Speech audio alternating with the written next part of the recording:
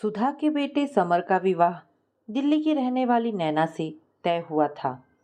एक दिन समर नैना से फोन पर कह रहा था, देखो नैना, बस मुझे तुमसे यही कहना है कि मेरी माँ को भी अपनी माँ ही समझना, उन्हें सास मत समझना।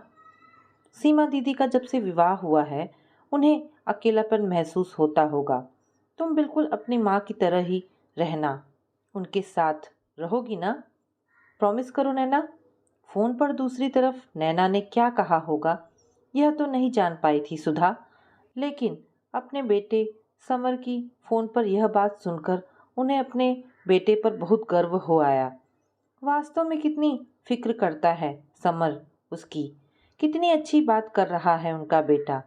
गर्व से सीना चौड़ा हो गया, आंखों में चमक उभर आई। एक महीने बाद ही तो समर का विवाह होना था। वह नैना से प्रेम विवाह कर रहा था। समर ने जब सुधा जी को पहली बार नैना से मिलवाया था तो नैना उन्हें पहली नज़र में ही भा गई थी। सुंदर, समझदार, खूब हंसमुख नैना का घर दिल्ली के रोहिणी इलाके में था। सुधा जी के घर से कुछ दूरी पर ही था। नैना और समर अच्छे पोस्ट पर थे। दोनों एक फ्रेंड के घर पर ही मिले थे। धीरे धीरे दोस्ती हुई, फिर दोस्ती प्यार में कब बदल गई दोनों समझ ही नहीं पाए। फिर अब विवाह होने वाला था। नैना अपने माँ पापा की इकलौती संतान थी। सुधा जी की बेटी सीमा का विवाह 1 वर्ष पहले ही हुआ था। वह सब परिवार ऑस्ट्रेलिया में चली गई थी। सुधा और उनके पति अजय बहुत उत्साहपूर्वक विवाह की तैयारियों में व्यस्त थे। नैना और सुधा जी की दिन में 2 बार तो फोन पर वार्तालाप हो ही जाती थी। अभी से ही वह अपनी होने वाली सासू माँ सुधा जी का दिल जीत चुकी थी और आज समर की फोन पर बात सुनकर तो सुधा जी के पैर ही जमीन पर नहीं पड़ रहे थे। वह बहुत हर्षोत्साहित थी।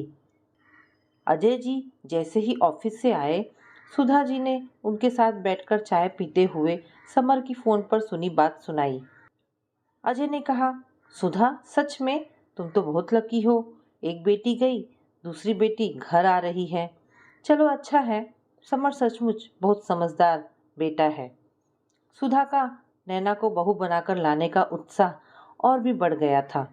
दिन गिन रही थी कब बहू आए और उन्हें अच्छा साथ मिले। कुछ महीनों से उनका स्वास्थ्य भी ठीक नहीं था और नैना बहू बनकर घर आ भी गई। घर की दीवारें जैसे चहक उठी। सुधा ने खुले दिल से उस पर प्रेम की वर्षा कर दी। पहले ही दिन नैना उनसे लिपट गई। मैं आपको समर की तरह मम्मी नहीं कहूँगी, मैं अपनी मम्मी को माँ ही कहती हूँ, तो आपको भी माँ ही कहूँगी। आप भी मेरी माँ जैसी ही तो है ना? हाँ बेटा, और क्या, मुझे अपनी माँ ही समझना, सास नहीं। ये सास बहू का रिश्ता मुझे भी कुछ डराता ही है। हम माँ बेटी की तरह ही रहेंगी। अजय वाह वाह कर उठे, कहने लगे, यह क्या, दोनों माँ बेटी बनकर रहोगी तो मैं और समर तो बोर हो जाएंगे। क्यों समर? समर समझा नहीं, बोला, क्यों पापा? अरे सास बहू का कोई ड्रामा देखने को नहीं मिलेगा, बोर नहीं होंगे? समर हंस पड़ा। नैना ने इतराकर कहा, नहीं पापा, आपको सास बहू का कोई ड्रामा देखने को नहीं मिलेगा। ये मेरी माँ है, सास नहीं। ओ मेरी बच्ची। सुधा ने अपनी बाहें फैला दी। नैना उनकी बाहों में लाड से समा गई। सीमा हंसती हुई यह दृश्य देख रही थी जो नैना के विवाह के लिए ऑस्ट्रेलिया से आई थी। बोली, यह तो अच्छा है, अब तो आप मुझे याद ही नहीं करेंगी। नैना ने कहा, अरे नहीं दीदी, एक घर में 2 बेटियां भी तो होती हैं ना। माँ के लिए तो सब बराबर होती हैं, है ना माँ? सुधा तो ऐसे लाड दिखाने वाली बहू पाकर निहाल थी। फौरन हाँ में सिर हिलाया। हंसी खुशी के माहौल में एक हफ्ता खूब शानदार बीता। फिर दोनों एक हफ्ते के लिए हनीमून पर चले गए। वहां से भी नैना सुधा को माँ माँ करके लगातार फोन करती रही। सुधा बहुत खुश थी। जिस दिन समर और नैना हनीमून से घूमकर वापस आए, नैना ने घर में घुसते हुए अपने बैग जमीन पर पटके और आराम से सोफे पर पसर गई। ओ माँ, थक गई, चाय चाहिए। रात के 8 बज रहे थे। ननद सीमा का पति अभय विवाह अटेंड करके लौट चुका था। वहाँ उसके माता पिता भी अभय और सीमा के साथ ही रहते थे।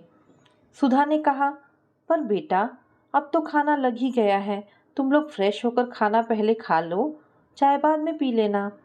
नहीं माँ, चाय पीने का मन है, बना दो ना। नैना ने इस तरह कहा कि सीमा को हंसी आ गई। उसने सुधा को देखकर आंख मारते हुए कहा, माँ आपकी दूसरी बेटी के लिए चाय मैं बना लाती हूँ। चाय आने तक नैना फ्रेश हो चुकी थी। समर भी सोफे पर पसरा था। सुधा समर से ट्रिप के बारे में पूछती रही। अजय भी आ गए तो सबने खाना शुरू किया। खाना देखकर नैना ने कहा, माँ छोले तो ठीक है, पर यह आलू गोभी, माँ मेरा दिमाग खराब हो जाता है आलू गोभी देखकर। सुधा चौंकी, ओ पसंद नहीं है? नहीं माँ, बिल्कुल नहीं, मुझे ये टिफिन में कभी मत देना। अजय ने कहा, तुम्हें ऑफिस में टिफिन चाहिए? मैं और समर तो ऑफिस की कैंटीन में ही खा लेते हैं। सुधा के ऊपर सुबह खाने का काफ़ी काम आ जाता है, उसकी तबीयत भी ठीक नहीं रहती। पर पापा, माँ हमेशा टिफ़िन देती थी, कैंटीन का खाना तो मैं रोज़ रोज़ खा ही नहीं सकती। सुधा के चेहरे पर कुछ सोचने के भाव आए। फिर पूछ लिया, क्या ले जाना पसंद करोगी बेटा? खूब अच्छी अच्छी चीज़ें माँ। समर ने कहा, तुम एक काम करना, थोड़ा जल्दी उठकर मम्मी के साथ किचन देख लेना कि क्या बनाना है। ना बाबा, सुबह कहाँ किचन में जाने का मन होगा, घर में टिफिन मेरी माँ ही बनाती थी, ये भी तो अब मेरी माँ है, अब मेरा यही घर है, यही माँ है ना माँ। भोली सूरत लिए नैना ऐसे बात कर रही थी कि किसी को पल भर तो कुछ सूझा ही नहीं। अजय और सीमा की नजरें मिली। दोनों ने अपनी हंसी मुश्किल से रोकी। सीमा काफी स्नेहिल स्वभाव की लड़की थी। बोली, मम्मी आप मेरा टिफिन बनाती थी ना, अब नैना का भी बना देना। सुधा ने ठंडी सांस लेते हुए हाँ में सिर हिला दिया। वे रात को सोने लेटी तो अजय ने उन्हें छेड़ा, कैसा लग रहा है एक और बेटी की माँ बनकर? सुधा ने उन्हें घूरा तो अजय हंस पड़े। रात के 12 बज रहे थे। इतने में नैना की आवाज आई, माँ माँ। अब क्या हुआ? कहती हुई सुधा अपने बेडरूम से बाहर निकली। क्या हुआ बेटा? माँ बहुत दिन हो गए, गर्म दूध चाहिए। कि सोने से पहले मुझे गर्म दूध पीने की आदत है। हाँ ले लो बेटा, तुम्हारा घर है, जाओ ले लो। नहीं माँ, आप दे दो, मैं थक गई हूँ, प्लीज़ माँ। अच्छा। सुधा को जैसे करंट सा लगा था। अभी तो किचन समेट कर फुर्सत मिली थी और तो किसी को दूध पीने की आदत भी नहीं थी। सुधा दूध गर्म करके लाई। इतनी देर में नैना सोफे पर लेटकर अपने फ़ोन में कुछ कर रही थी। माँ माँ सुनकर सीमा भी आ गई थी। नैना गटागट दूध पी गई। बोली, थैंक्स माँ, अब अच्छी नींद आएगी। माँ मुझे रोज़ रात में दूध देना। फिर सुधा से लिपटकर उनका गाल चूम लिया। बाय, गुड नाइट माँ। गुड नाइट दीदी। उसके जाने के बाद सीमा हंसी। क्या हुआ माँ, शॉक्ड लग रही हो? सीमा के कहने के ढंग पर सुधा को हंसी आ गई। चुप रहो तुम, कहकर हंसती हुई सोने गई तो अजय ने फिर छेड़ा, क्या हुआ, तुम्हारी नई बेटी मामा क्यों कर रही थी? उसे दूध पीना था। क्या? जोर से हंसे अजय। हाँ, अब रोज देना है उसे गर्म दूध, उसे अच्छा लगता है। दोनों इस बात पर हंसी मजाक करते रहे। कुछ दिन के बाद सीमा चली गई। सब अपने रूटीन में व्यस्त थे। देखने में तो सब बहुत अच्छा लग रहा था, पर सुधा की हालत इन 2 महीनों में ही पस्त हो चुकी थी। प्यारी सी लाल प्यार से लिपटती, नखरे उठवाती बहू को किसी भी बात के लिए टोकने की सुधा की हिम्मत ही नहीं होती थी। एक दिन अजय से कहा भी, ऐसे नखरे तो सीमा ने भी कभी नहीं उठवाए मुझसे। एक दिन सब डिनर कर रहे थे। समर ने बहुत ही लगाव से पूछा, मम्मी अब आपको दीदी की कमी तो नहीं खलती ना? नैना तो आपके साथ अपनी माँ की तरह ही रहती है ना? नैना सुधा का चेहरा देख रही थी। सुधा ने उसके भोले से चेहरे पर उत्तर की प्रतीक्षारत आंखों में झांकते हुए कहा, हाँ हाँ, अपनी माँ ही समझती है। नैना बहुत खुश हुई, उठकर सुधा के गले में बाहें डाल दी। कहा, मैं इस घर में आकर कितनी खुश हूँ माँ, बता नहीं सकती। अजय बस सुधा को देख मुस्कुरा दिए। वे अपनी पत्नी के बढ़े हुए काम, उनका कमर दर्द, थकान सब समझ रहे थे, पर नैना को क्या कैसे कहा जाए समझ ही नहीं आ रहा था। नई नई शादी थी, शुरू में ही कुछ कहकर मतभेद उत्पन्न नहीं करना चाहते थे। नैना से और कोई शिकायत भी तो नहीं थी किसी को। सबको प्यार करती थी, खुश रखती थी। पूरा दिन ऑफिस में रहकर शाम को माँ माँ करती घर आती थी। सुधा कैसे किसी बात पर उसे टोके। वे तो बहुत शांति पसंद और स्नेहिल स्वभाव की महिला थी। नैना को घर के कामों में हाथ बटाने का कोई शौक ना था, ना उसे जरूरत महसूस हो रही थी। साफ सफाई करने वाली मेड मालती ही सुधा का हाथ बटा रही थी। एक दिन अजय ने सलाह दी, सुधा, मालती से कहो खाना भी बना दिया करे। अपनी नई बेटी से तो तुम्हें कुछ हेल्प लेने के आसार नजर नहीं आ रहे। मालती पुरानी मेड थी, घर की सदस्य की तरह ही थी। अब वह सुधा के कहे अनुसार खाना भी बनाने लगी थी। अब सुधा को कुछ आराम हुआ, बैक पेन में कुछ राहत सी मिली। नैना के आने से पहले वह सब संभाल तो रही थी, पर जब से नैना आई थी उनका काम बहुत बढ़ गया था। पहले तो जो भी बनता था तीनों खा लेते थे, पर नैना के खाने पीने में खूब नखरे थे। उसके लिए कुछ अलग ही अचानक बनाना पड़ जाता था। माँ माँ करके कुछ फरमाइश करती तो सुधा कुछ मना कर नहीं पाती थी। रात को सब डिनर कर रहे थे। नैना चुप सी थी।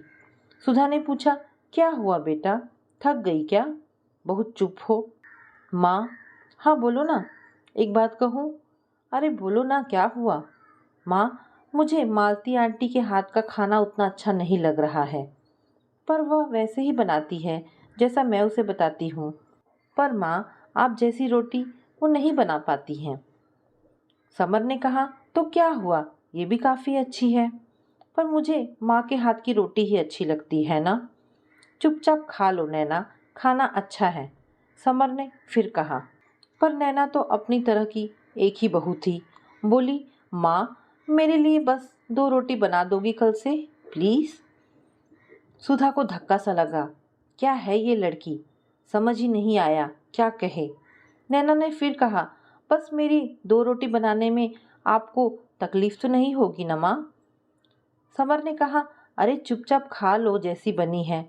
एक तो तुम कुछ भी काम नहीं करती, क्यों माँ का काम बढ़ाती रहती हो? नैना ने उसे घूरा, तुम चुप रहो, मैं अपनी माँ से बात कर रही हूँ। तुम्हें क्या परेशानी है? अजय और सुधा एक दूसरे का मुंह देख रहे थे। क्या कहे अब? सुधा ने कह दिया, हाँ बना दूंगी। ओ माँ, आप कितनी अच्छी हैं, बिल्कुल मेरी माँ की तरह। वे भी मेरी हर बात मान जाती हैं। कहते कहते उठकर सुधा के गले में बाहें डाल दी नैना ने। सोने से पहले नैना को गर्म दूध का गिलास पकड़ाकर सुधा कमरे में आई। आंखों पर हाथ रखकर लेट गई। आज दिन भर उनकी तबीयत ढीली ही थी। अजय ने पूछा, क्या हुआ? कुछ नहीं, कहती वे मुस्कुराई तो अजय हंसे। दूसरी बेटी के बारे में सोच रही हो ना? सुनो, हाँ बोलो ना। क्या कोई उसे कह सकता है कि वह मुझे अपनी माँ नहीं सास ही समझ ले? मैं सास ही भली हूँ। दोनों हाथ जोड़कर अपने माथे से लगाकर सुधा ने नाटकीय स्वर में कहा तो अजय जोर से हंस पड़े। तो दोस्तों, ये कहानी यहाँ पर समाप्त होती है। आशा करती हूँ कहानी पसंद आई होगी। अगर कहानी पसंद आई है तो प्लीज़ इसे लाइक एंड शेयर करें। धन्यवाद दोस्तों।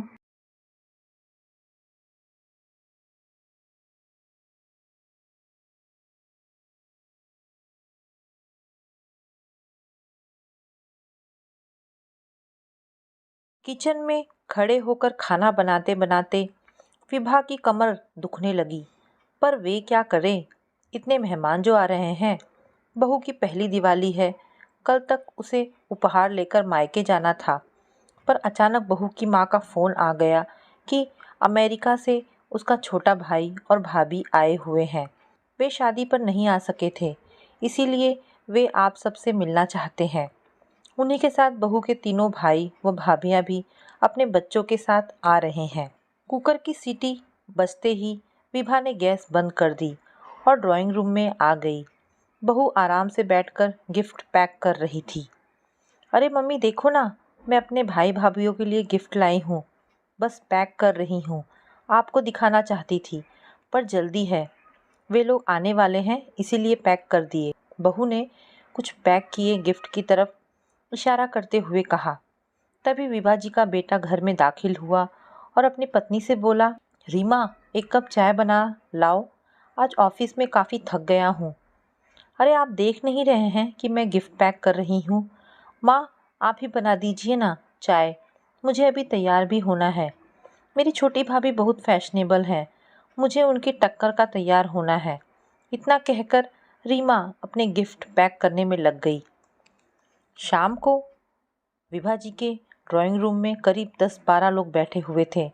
उनमें बहू के तीनों भाई, उनकी बीवियां, बहू के मम्मी पापा, भाई के बच्चे और उन सब के बीच मेहमानों की तरह उनकी बहू रीमा बैठी थी। विभा ने इशारे से बहू को बुलाया और रसोई घर में ले जाकर कहा, रीमा, सबके लिए चाय बना दे, तब तक मैं पकौड़े तल लेती हूँ।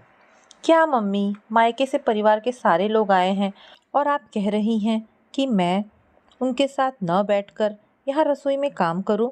मैं तो कब से कह रही हूँ कि आप एक नौकर रख लो, पर आप हैं कि बस अब मुझसे कुछ मत करने को कहिए। मेरे घर वाले मुझसे मिलने आए हैं। अगर मैं यहाँ किचन में लगी रहूँगी तो उनके आने का क्या फ़ायदा? इतना कहकर रीमा किचन से बाहर निकल गई और विभा किचन में अकेली रह गई। उन्होंने शांत रहकर काम करना ही उचित समझा। विभा ने जैसे तैसे चाय और पकौड़े बनाकर बाहर रख दिए और वापस रसोई में खाना गर्म करने चली गई। बाहर से ठहाकों की आवाज़ें जब जब उनके कानों में पड़ती, उनका मन जल जाता। विभा के पति 1-2 बार किचन में आए, सिर्फ ये कहने के लिए कि कुछ रोटियों पर घी मत लगाना, रीमा की भाभी नहीं खाती, और खिलाने में जल्दी करो, बच्चों को भूख लगी है। विभा जी का खून तब और जल गया जब जाते जाते रीमा की मम्मी ने उनसे यह कहा, क्या बहन जी, आप तो हमारे साथ जरा भी नहीं बैठी, कोई नाराज़गी है क्या? सबके जाने के बाद रीमा तो तुरंत सोने चली गई और वे रसोई संभालने में लग गई। अगले दिन विभा जी का मन हुआ कि वे पति जैसा बेटे से बीती शाम की स्थिति पर चर्चा करें, पर दोनों ही जल्दी ऑफिस चले गए। 2 दिन बाद और फिर नर्सेस भी रीमा बढ़ा की गए। एक भाभी घर आ डॉक्टर ने गई बुखार से तो और घर उससे को सबको आया था, खांसी खांसी होने में जाने जाने करके पैरों में शादी के अकेले बाद से यह नाराज सिलसिला समझकर तमाचा जब अच्छी नहीं अच्छी लगा। ने अब तो निधि किसी की और शादी रिश्ते में में बदल दादी दिया। ने अब शादी में अपने जाने के बाद रिश्तेदार कई कई दिन इनकार तो कर बड़ी दिया। मुश्किल से हल्दी रीमा के के चारों चारों को भी नहीं हम आना बाहर जाना तबीयत था। अस्पताल जिससे वे जाने हमेशा की शांत देखते देखती थे। रही। कमरे में रीमा का चला वादा गया उन्होंने था अपने करने पति में से पर इतना काफी विचार बार विमर्श मेरी करके समाप्त पर हुई देर और को रीमा जाने के कारण जब जब शादी की जिम्मेदारी संभालती है और नानी चिकड़ी का रूप धारण कर लिया है। कुछ निधि ने मैं चाहती हूँ अपने घटना में पति मायके आना जाना चाहती हूँ। मुझे मेरी बहन शादी अब साल में जा रही है और को बाहर जाने आज का भी आदेश दे दिया। महीने में 7 दिन अपने मायके में रहना है और बारिश के दिन उसके घर का कोई ना कोई यहाँ आ जाता है। सारा सारा दिन फोन पर कभी अपनी मम्मी से पानी कर जाती तो कभी किसी सहेली से बात करती रहती है। देखो विभा, तुमको भी शौक था ना कि तुम्हारी बहू भले पूरे परिवार की हो, दिखने में ऐश्वर्या राय हो। तुमने खुद ही तो रीमा को पसंद किया था। कितनी लड़कियां नापसंद करने के बाद अब तुम घर के मामले में हम मर्दों को न ही डालो तो अच्छा है। विभा जी सोचने लगी कि इनकी बात भी सही है। मैंने कम से कम 25 लड़कियों को देखने के बाद अपने बेटे के लिए रीमा को चुना था। तभी पति की बातों से विभा की तंद्रा टूटी। वे कह रहे थे, विभा, तुम कितने दिनों से कहीं बाहर नहीं गई। ऐसा करो, तुम अपनी बहन के घर पर हो आओ, तुम्हारा मन अच्छा हो जाएगा। अपनी बहन से मिलकर अपना दिल हल्का करने की सोच से ही विभा खुश हो गई। अगले ही दिन वे तैयार होकर अपनी बहन से मिलने चली गई, जो पास में ही रहती थी। पर बहन के घर पर ताला लगा देखकर उनका मन बुझ गया। तभी बहन की एक पड़ोसिन ने उन्हें पहचान लिया और बोली, अरे आप विभा जी हैं ना, शीला जी की बहन। जी हाँ, आपको पता है शीला कहाँ गई है? शीला जी पास के बाजार तक गई हैं, आप आइए ना। नहीं नहीं, मैं यहीं बैठकर इंतज़ार कर लेती हूँ, विभा जी ने संकोच से कहा। अरे नहीं विभा जी, आप अंदर आकर इंतज़ार कर लीजिए, वे आती ही होंगी। उनके बहुत आग्रह पर विभा जी उनके घर चली गई। आपकी तस्वीर मैंने शीला जी के घर पर देखी थी, आइए ना। नेहा, ज़रा पानी ले आना, उन्होंने आवाज़ लगाई। अंदर से एक बहुत ही प्यारी सी लड़की बाहर आई। बेटा देखो, यह विभा जी हैं, शीला जी की बहन। इतना सुनते ही उस लड़की ने उनके पैर छू लिए। विभा जी ने उसे मन में आशीर्वाद दिया तो शीला की पड़ोसन बोली, यह मेरी बहू है। विभा जी बहुत प्यारी बच्ची है। मम्मी जी, मैं चाय रखती हूँ, इतना कहकर वह अंदर चली गई। विभा जी ने एक नज़र घुमाई। इतने सलीके से हर चीज़ रखी हुई थी कि देखकर उनका मन खुश हो गया। कितनी संस्कारी बहू है इनकी। और एक रीमा है।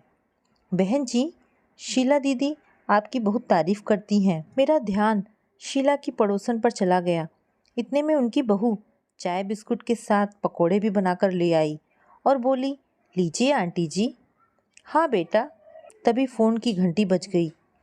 पड़ोसिन की बहू ने फ़ोन उठाया और बात करने के बाद अपनी सास से बोली, मम्मी, पूजा दीदी का फ़ोन था, शाम को हम सबको खाने पर बुलाया है, पर मैंने कह दिया कि आप सब यहाँ बहुत दिनों से नहीं आए हैं, आप और जीजा जी आज शाम खाने पर आ जाओ।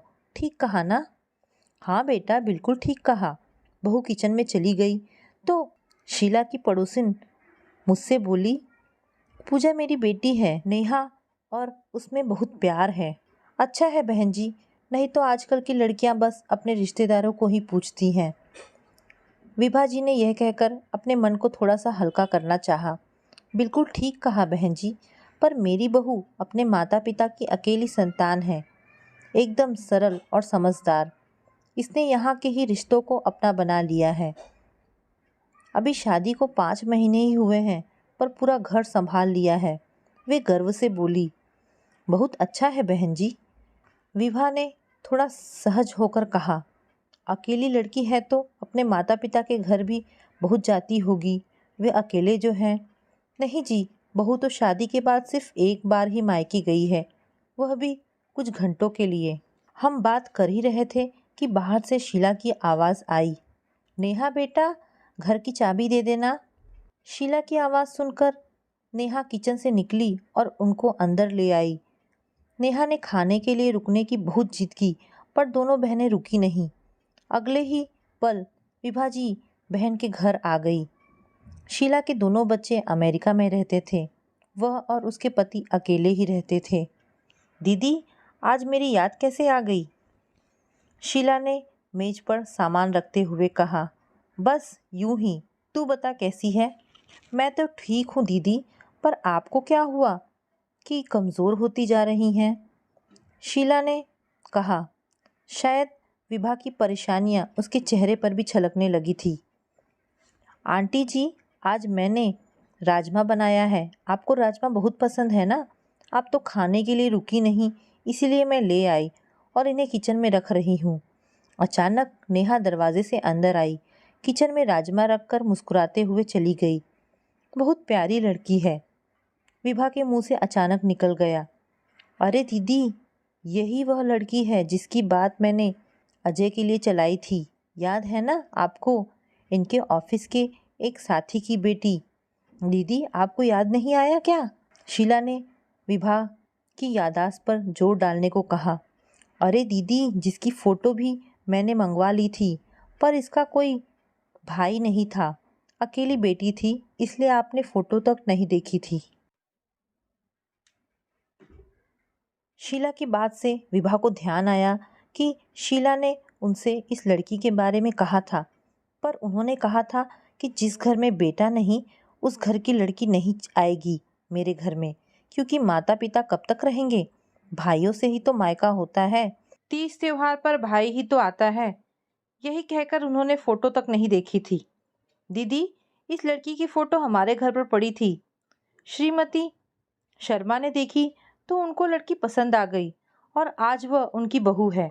बहुत गुणी है नेहा, अपने घर के साथ साथ हम पति पत्नी का भी खूब ध्यान रखती है। आओ चलो दीदी, हम खाना खा लेते हैं। राजमा के स्वाद में नेहा का एक और गुण झलक रहा था। घर वापस आते समय विभा जी को अपनी गलती का एहसास हो रहा था कि लड़की के गुणों को अनदेखा करके उन्होंने भाई ना होने के दकियानूसी विचार को आधार बनाकर नेहा की फोटो तक देखना पसंद नहीं किया। इस पर एक चूक की सजा अब उन्हें ताउम्र भुगतनी होगी। तो दोस्तों, ये कहानी यहाँ पर समाप्त होती है। आपको ये कहानी कैसी लगी मुझे कमेंट करके अवश्य बताएं। धन्यवाद दोस्तों।